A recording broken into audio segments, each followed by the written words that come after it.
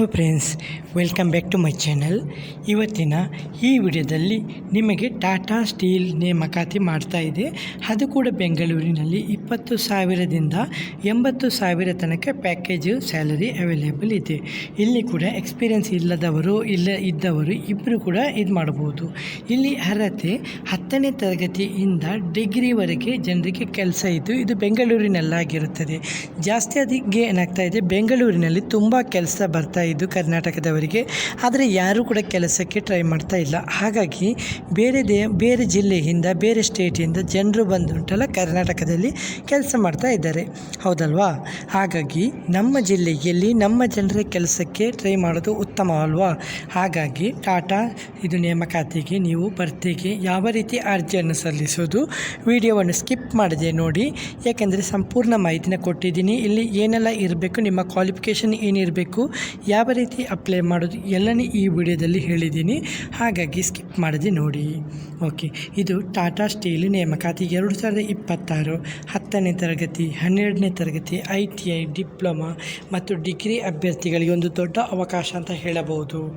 ನಮಸ್ಕಾರ ಸ್ನೇಹಿತರೆ, ಇಂದು ಉದ್ಯೋಗ ಹುಡುಕುತ್ತಿರುವ ಯುವಕರಿಗೆ ಬಹಳ ದೊಡ್ಡ ಸಂತಸದ ಸುದ್ದಿಯೊಂದಿಗೆ ಬಂದಿದ್ದೇವೆ. ಭಾರತದ ಅತ್ಯಂತ ದೊಡ್ಡ ಮತ್ತು ಪ್ರಸಿದ್ಧ ಕಂಪನಿಗಳಲ್ಲಿ ಒಂದಾದ ಟಾಟಾ ಸ್ಟೀಲ್ ಕಂಪನಿ ಇದು 2026 ಹೊಸ ನೇಮಕಾತಿ ಮಾಡಿದ್ದು, ಇದರಲ್ಲಿ ನಿಮಗೆ ನೇಮಕಾತಿಯಲ್ಲಿ 10ನೇ ತರಗತಿಯಿಂದ ಯಾವುದೇ ರೀತಿಯ ಕ್ವಾಲಿಫಿಕೇಷನ್ ಆದವರು ಕೂಡ ಕೆಲಸಕ್ಕೆ ಅರ್ಜಿಯನ್ನು ಸಲ್ಲಿಸಬಹುದು. ಈ ನೇಮಕಾತಿಯ ವಿಶೇಷ ಏನೆಂದರೆ ಭಾರತದೆಲ್ಲೆಡೆ ಅಭ್ಯರ್ಥಿಗಳು ಅರ್ಜಿಯನ್ನು ಹಾಕಬಹುದು. ಪುರುಷರು ಮತ್ತು ಮಹಿಳೆಯರು ಇಬ್ಬರು ಕೂಡ ಅರ್ಜಿಯನ್ನು ಸಲ್ಲಿಸಬಹುದು. ಕೆಲ ವರದಿಗಳ ಪ್ರಕಾರ ಸುಮಾರು 12,000ಕ್ಕೂ ಹೆಚ್ಚು ಹುದ್ದೆಗಳು ಖಾಲಿ ಇದ್ದು, ಆದರೆ ಯಾವುದೇ ಉದ್ಯೋಗಕ್ಕೆ ನೀವು ಅರ್ಜಿ ಹಾಕುವ ಮೊದಲು ಅಧಿಕೃತ ವೆಬ್ಸೈಟ್ನಲ್ಲಿ ಪರಿಶೀಲನೆ ಮಾಡೋದು ಬಹಳ ಮುಖ್ಯ. ಆದ್ದರಿಂದ ಈ ವಿಡಿಯೋದಲ್ಲಿ ನಾವು ನಿಮಗೆ ಅರ್ಹತೆ, ವೇತನ, ಆಯ್ಕೆ ಪ್ರಕ್ರಿಯೆ, ವಯೋಮಿತಿ ಮತ್ತು ಅರ್ಜಿ ಸಲ್ಲಿಸುವ ವಿಧಾನವನ್ನು ಸಂಪೂರ್ಣವಾಗಿ ತಿಳಿಸುತ್ತೇವೆ. ಟಾಟಾ ಸ್ಟೀಲ್ ಬಗ್ಗೆ ಸ್ವಲ್ಪ ಮಾಹಿತಿ, ನಿಮಗೆ ಇದು ಗೊತ್ತಿರುವಂಥದ್ದು ಕಂಪನಿ ಬಗ್ಗೆ ನಾನು ಜಾಸ್ತಿ ಮಾಹಿತಿಯನ್ನು ಕೊಡಲು ಹೋಗುವುದಿಲ್ಲ.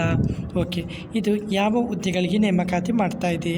ಹುದ್ದೆಗಳು data entry, office assistant, technician, trainee, ITI technical post, machine operator, supervisor, security staff, admin ಕೆಲಸಗಳು. ಹುದ್ದೆಗಳು ಅಭ್ಯರ್ಥಿಯ ಶಿಕ್ಷಣ ಮತ್ತು ಅನುಭವದ ಆಧಾರದ ಮೇಲೆ ಬದಲಾಗಬಹುದು. ಅರ್ಜಿ ಹಾಕಲು ನಿಮ್ಮಲ್ಲಿ 10ನೇ ತರಗತಿಯ ಸರ್ಟಿಫಿಕೇಟ್ ಇರಬೇಕು, ಇಲ್ಲ 12ನೇ ತರಗತಿ ಸರ್ಟಿಫಿಕೇಟು, ಇಲ್ಲ ITI, ಇಲ್ಲ ಡಿಪ್ಲೊಮಾ, ಇಲ್ಲ ಡಿಗ್ರಿ, ಇಲ್ಲ ಪೋಸ್ಟ್ ಗ್ರ್ಯಾಜುಯೇಷನು. ಅಭ್ಯರ್ಥಿಗಳು ಮಾನ್ಯತೆ ಪಡೆದ ಶಾಲೆ ಅಥವಾ ವಿಶ್ವವಿದ್ಯಾಲಯದಿಂದ ವಿದ್ಯಾಭ್ಯಾಸ ಪೂರ್ಣಗೊಳಿಸಿರಬೇಕು. ವಯಸ್ಸಿನ ಮಿತಿ ಕನಿಷ್ಠ 18, ಗರಿಷ್ಠ 45 ಅಂತ ಹೇಳಿದ್ದಾರೆ.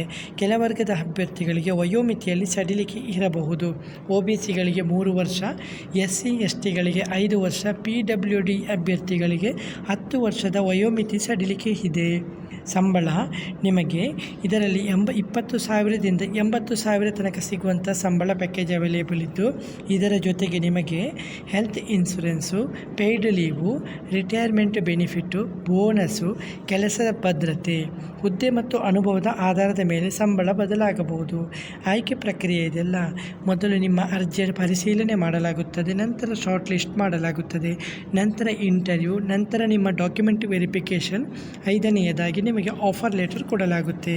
ಅಂದರೆ ಅಭ್ಯರ್ಥಿಗಳು ತಮ್ಮ ಎಲ್ಲ ದಾಖಲೆಗಳೊಂದಿಗೆ ಸಂದರ್ಶನಕ್ಕೆ ಹಾಜರಾಗಬೇಕಾಗುತ್ತದೆ. ಬೇಕಾಗುವ ದಾಖಲೆಗಳು Aadhaar card, PAN card, voter ID, mobile number, email ID, mark sheet ಮತ್ತು certificate, resume, passport size photos ಮತ್ತು ಕಾಸ್ಟ್ ಸರ್ಟಿಫಿಕೇಟು, ಹೌದಲ್ವಾ? ಅರ್ಜಿ ಶುಲ್ಕ.